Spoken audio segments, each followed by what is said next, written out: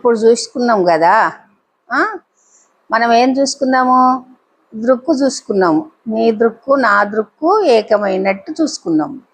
దానికి ఏమన్నారంటే చూపులోన చూడు, చూపులోన చూడు, చూపులోన చూడు, చూసితే ఒనగూడు, చూపుల లోపల పాపయ్యి ఉన్నది, పాపల లోపల పరంజ్యోతి అయి ఉన్నది అన్నది. ఆ జ్యోతి దర్శనం ఎక్కడ ఉన్నది అని అంటే మన పాపలనే ఉన్నది. అంటే నాదు బిందు కళాతీతం అన్నాడు. ఒక నాదు అంటే ఒక బిందు అంటే కళాతీతం అని అన్నాడు. అంటే నాదంట బిందు పుట్టింది, బిందెంట ఏదంటే ఒక చిన్న ఎంత తుమ్మగింజ కన్నా సన్నగా గట్టిగా ఉంటది.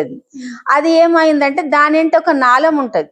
ఆ నాళమే ఈ చరాచరం అంతా, ఈ సృష్టిని మొత్తం ఎంత ఉందో అంత యావత్తు చూస్తున్నది. అది ఎంత ఉన్నది అది అంటే అణువు కన్నా అణువు కన్నా అణువు కన్నా అణువై ఉన్నది అంటది.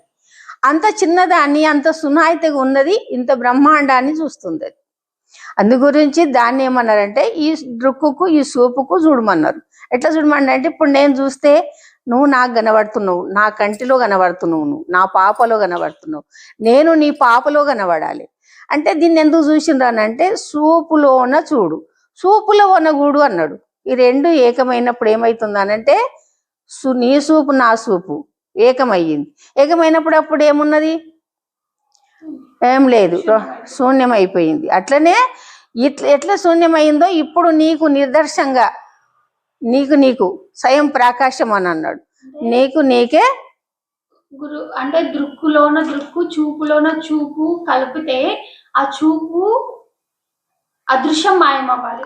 దృశ్యం పోయి దృక్కు దృశ్యం లయమైపోయి లేకుండా ఏం లేనిది అప్పుడు ఏమై కనబడ్డది అంటే ఏమి లేనిది తద్దృశ్యం. నీకు ఏదైతే కనబడుతుందో, నువ్వు ఏదైతే చూస్తా ఉన్నావో అదే నువ్వే ఆ గురువు, గురువే శిష్యుడు.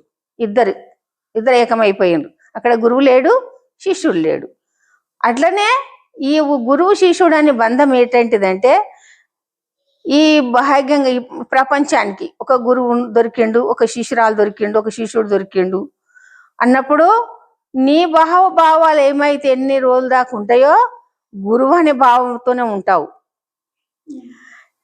నీ భావము గురువుగా మారిండనుకో, శిష్యుడు గురువుగా మారిండనుకో, అప్పుడు శిష్యుడు లేడు, గురువు శిష్యుడు ఏకమైండు.